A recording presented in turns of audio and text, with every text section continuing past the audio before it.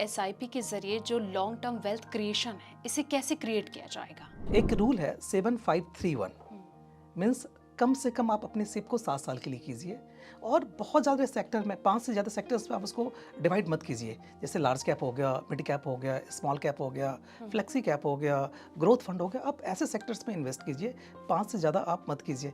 उसके अलावा आप ना 3 फेजेस के लिए ऑलवेज तैयारी रखिए, क्योंकि अभी देखा गया कि मार्केट पिछले 3 महीने से काफ़ी टूट रहा है, राइट। तो आपकी इस जर्नी में 3 फेजेस आएंगे। एक डिसअपॉइंटमेंट फेज आएगा जहाँ पे आपको ना 0 से 7% के बीच का रिटर्न तकरीबन मिलेगा, राइट। दूसरा इरिटेशन फेज आता है। इरिटेशन फेज में आपका इंटरेस्ट आएगा भी और नहीं भी आएगा, राइट। और जो सबसे खराब वो है पैनिक फेज, जो आजकल चल रहा है, जो आपके फंड निगेटिव में भी जा सकता है। अगर आपने इस तीनों फेज को देख लिया तो ये कंफर्म है कि आपका पैसा बनेगा ही बनेगा। एंड लास्ट जो 7531 का, कि आप अपने पैसे को हर साल 10% के हिसाब से इन्वेस्ट कीजिए। और दोनों कंडीशंस में ना आपका पैसा बढ़ता है। अगर मार्केट बढ़ रहा है तो आपकी जो फंड वैल्यू है वो बढ़ती है, है ना। अगर मार्केट बढ़ रहा है तो आपके यूनिट्स के प्राइस बढ़ते हैं, फंड वैल्यू आपका बढ़ेगा। लेकिन अगर मार्केट आपका टूटता है तो जो आपके नंबर ऑफ यूनिट्स है वो ज़्यादा एक्यूमुलेट होता है। तो दोनों कंडीशंस में जो सिप इन्वेस्टर्स है ना, उनको फ़ायदा है। तो मुझे लगता है कि आपको, अगर आप क्रिकेट खेलते हैं तो पिच पे रहना ज़्यादा ज़रूरी है।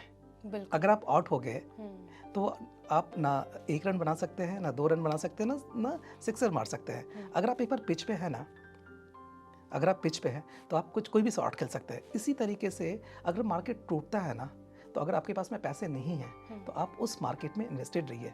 जब भी कोई लूज बॉल आता है, यानी जब मार्केट टूटता है ना, तो कुछ पैसे आप उसमें इन्वेस्ट कीजिए, ताकि जब ये मार्केट चलेगा तो आपका पैसा काफ़ी बड़ा बन जाएगा।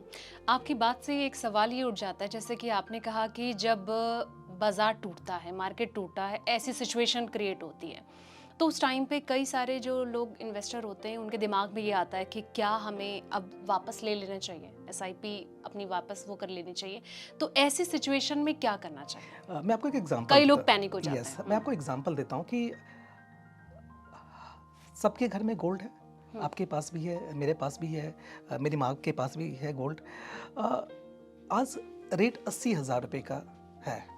कल को अगर ये टूट जाता है तो आप क्या करोगे अपने गोल्ड को? अगर ये 80,000 रुपये 70,000 पे आ जाए या 65,000 पे आ जाए तो आप क्या करोगे? जो घर में गोल्ड पड़ा है उसको आप बेच दोगे या और खरीदोगे? क्या करोगे आप? Of course. और खरीदोगे, मैं और सस्ता हो गया है। मार्केट में जब सेल लगती है तो आप क्या करते हो? बिल्कुल। आप खरीदते हो ना।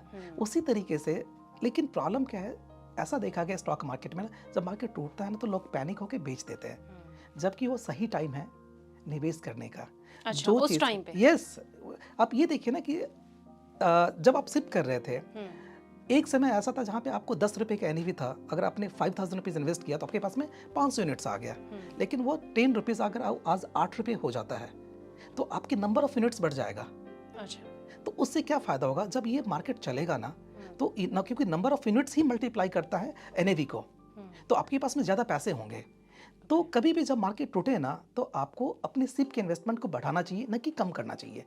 लोग गलती क्या करते हैं कि स्टॉप कर देते हैं या मार्केट से निकाल लेते हैं पैसा। मार्केट से निकालते ही वो 1 महीने 2 महीने के बाद फिर मार्केट चलना शुरू हो जाता है, फिर आप महंगे रेट पे लेते हैं। तो ऑलवेज ऐसा होना चाहिए कि जब मार्केट टूटे तो आपके लिए बहुत ही अच्छा चांस है इन्वेस्ट करने का और ज़्यादा इन्वेस्ट करने का। एसआईपी को म्यूचुअल फंड से ही जोड़कर देखा जा सकता है, या कुछ और चीज भी एक इसके लिए ऑप्शन होती है कि कहीं और भी इसके थ्रू इन्वेस्ट किया जा सकता है? सिर्फ एक वर्ड है जिसको हम सिस्टमेटिक इन्वेस्टमेंट प्लान कहते हैं। ये मार्केट में पैसा लगता है। आप सिप के थ्रू गोल्ड में भी इन्वेस्ट कर सकते हैं। अच्छा। इस सिप के थ्रू आप डेट फंड में भी इन्वेस्ट कर सकते हैं। इस सिप के थ्रू आप इक्विटी फंड में इन्वेस्ट कर सकते हैं। डिपेंड आप पे करता है, आपके पोर्टफोलियो पे करता है कि आपने कौन से एसेट एलोकेट कर रखा है। जी सर, जैसे कि मंथली, क्वार्टरली और वन टाइम, सबसे बेस्ट क्या होता है एसआईपी के लिए? एसआईपी का मतलब ही होता है कि सिस्टमेटिक इन्वेस्टमेंट प्लान। वहाँ पे लमसम और क्वार्टरली नहीं होता। सिप का पर्पस ये है कि आप मार्केट को टाइम नहीं कर रहे हैं, मार्केट के हर कंडीशंस को आप पैसा लगा रहे हैं, यानी आपके पैसे का एवरेज रुपी कॉस्ट हो रहा है। क्योंकि हमें नहीं पता कि नेक्स्ट 5 ईयर्स में, नेक्स्ट 2 ईयर्स में, नेक्स्ट 2 मंथ्स में मार्केट कैसा होगा, बट उसको हम एवरेज रुपये कॉस्ट के हिसाब से पैसा लगा सकते हैं कि जो चीज़ आज हमने 10 रुपये का खरीदा, कल वो 12 रुपये हो गया तो थोड़े यूनिट्स कम हो जाएंगे, कल को 8 रुपये आता तो आपके यूनिट्स बच जाएगा। तो आपके पास में अगर लमसम पैसा है तो आप अपने पास में उसको रखिए, जब मार्केट टूटता है तो उसमें आप इनको इन्वेस्ट करना चाहिए। अदरवाइज सिप करने का कोई, जब भी आप स्टार्ट करें सब सही टाइम होता है। आप कह रहे हैं सब कुछ सही टाइम होता है, लेकिन मुझे ऐसा लगता है कि कोई भी अगर बेनिफिट कहीं पर मिलता है तो कुछ ना कुछ नेगेटिव इम्पैक्ट भी होता है। तो मैं चाहूँगी कि हमारे दर्शकों को आप बताएं कि किस चीज़ के लिए उन्हें प्रिपेयर रहना चाहिए कि ताकि उन्हें इन फ्यूचर कोई परेशानी ना हो। मैंने आपको इससे पहले बताया कि जो एक डिप है, DIP, disappointment, market of course देता है, इरिटेशंस का जो फेज होता है और पैनिक का फेज होता है, ये 3 फेज से आपको हमेशा तैयार रहना चाहिए। ये कभी भी आ सकता है। ऐसा देखा गया कि हर 5 साल में ना एक टाइम ऐसा आता है जहाँ पे आपको डिसअपॉइंटमेंट भी होगा। आपकी एक्सपेक्टेशंस थी कि हमें 15% रिटर्न मिले, 20% का रिटर्न मिले, लेकिन एक साल ऐसा आएगा जहाँ पे आपको 5%, 7% से ज़्यादा रिटर्न नहीं आएगा। दूसरा साल ऐसा भी आएगा जहाँ पे आपको 0 से 2 से 3% रिटर्न मिलेगा, जिसको हम इरिटेशन फेज कहते हैं। और जो सबसे वर्स्ट है वो है पैनिक फेज, जो आजकल चल रहा है। वहाँ पे आपके निगेटिव भी रिटर्न होते हैं। मतलब एक तरीके से बिजनेस की तरह हो गया कि हमने अपना पैसा लगाया है और ज़रूरी नहीं है कि हमें हमेशा ही बेनिफिट मिलता है। बिल्कुल सही बात है। जैसे आप बिजनेस में भी देखते हैं ना, तो 365 डेज एक जैसा नहीं होता। जितने भी बिजनेस है वो अगर आप देखो तो 3 महीने 4 महीने का बिजनेस होता है। 8 महीने क्या करते हैं वो? 8 महीने वो अपने स्टॉक्स को संभालते हैं और वो 4 महीने में ही वो बिजनेस होता है। उसी तरीके से अगर आप देखें सिप के अंदर भी ना, तो वो आपके साल में 3-4 महीने ही चलता है, और जो चलता है ना, और वो किसी को नहीं पता। अगर आप इन्वेस्टेड है तो आपका फंड वैल्यू बढ़ जाएगा। तो सबसे इंपॉर्टेंट है कि उस पिच पे टिके रहना। उस पिच पे टिके रहना। लेकिन जिस तरीके से लोग इन्वेस्ट कर रहे हैं, शिप का काफ़ी ज़्यादा क्रेज बढ़ रहा है, तो कहीं ना कहीं ये ऐसा माना जा सकता है कि टैक्स से बचने के लिए भी एक अच्छा ऑप्शन है। बिल्कुल। अगर हम आप बात करें तो अंडर सेक्शन 80C के अंदर आप 1.5 लाख रुपए तक का इन्वेस्टमेंट कर सकते हैं। और मुझे ऐसा लगता है कि आपको 1 अप्रैल से स्टार्ट कर देना चाहिए। अच्छा, उससे ये फायदा होगा कि एक तो मार्केट का भी बेनिफिट आपको मिल जाएगा, दूसरा ऐसा देखा गया है कि लास्ट 10 ईयर्स, 15 ईयर्स, 20 ईयर्स और लास्ट 5 ईयर्स में तकरीबन जो ELSS स्कीम है, जो टैक्स सेवर्स म्यूचुअल फंड्स है, उसमें 20 से 30% का ब्याज आया है। दूसरे किसी भी इंस्ट्रूमेंट में इतना ब्याज नहीं आता, इतना इंटरेस्ट नहीं आता। तो हमें ज़रूर करना चाहिए। मैं ये देख रही हूँ कि कई लोग ना इससे, मतलब अभी कुछ न्यूज़ भी ऐसी आई हैं कि SIP से पीछे खुद को खींच रहे हैं। तो कहीं ना कहीं काफ़ी ज़्यादा लोगों के दिमाग में ये चीज़ भी आ रही है कि इसमें इन्वेस्ट करना चाहिए, नहीं करना चाहिए, खुद को रोकना चाहिए, क्योंकि कई बेनिफिट्स भी लोगों को मिले हैं लेकिन डिसएडवांटेज भी इसके देखने को मिल रहे हैं। तो ऐसे में क्या सिचुएशन क्रिएट हो सकती है इन फ्यूचर?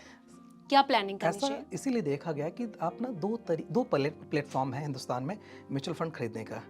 एक वो प्लेटफॉर्म जो आपके इंडिपेंडेंट एडवाइज़र है, जो फाइनेंशियल एडवाइज़र आप उसके थ्रू लेते हैं। दूसरा आप डायरेक्ट वेबसाइट से खरीदते हैं। तो वेबसाइट से आप खरीद तो सकते हैं, लेकिन वो आपको हैंड होल्डिंग नहीं दे सकता, आपको इन्फॉर्मेशन नहीं दे सकता, राइट। लेकिन जो आपके फाइनेंशियल एडवाइज़र है उनको पता है कि अभी मार्केट क्या चल रहा है, आगे वाले मार्केट का फोरकास्ट क्या हो सकता है। तो ऐसा देखा गया है कि सिप से वही विड्रॉल करते हैं जो डायरेक्ट इन्वेस्ट करते हैं, जिनके साथ कोई फाइनेंशियल एडवाइज़र नहीं होता। अगर आपके साथ आपके जर्नी में अगर आपके फाइनेंशियल एडवाइज़र है ना, तो अपने पैसे को अच्छे से कॉर्पस क्रिएट कर सकते हैं, प्लस डिसीजन लेने में वो आपको हेल्प करेगा। यहाँ पे आप डायरेक्ट डिसीजन ले रहे हैं, जो कि सही भी हो सकता है और गलत भी हो सकता है। तो ऑलवेज मेरा एक मानना है, और मुझे ऐसा लगता है कि ऑलवेज आपको ना एक इंडिपेंडेंट फाइनेंशियल एडवाइजर आपके साथ जरूर होना चाहिए, जो आपके कॉर्पस को क्रिएट करने में मदद कर सके। बिल्कुल।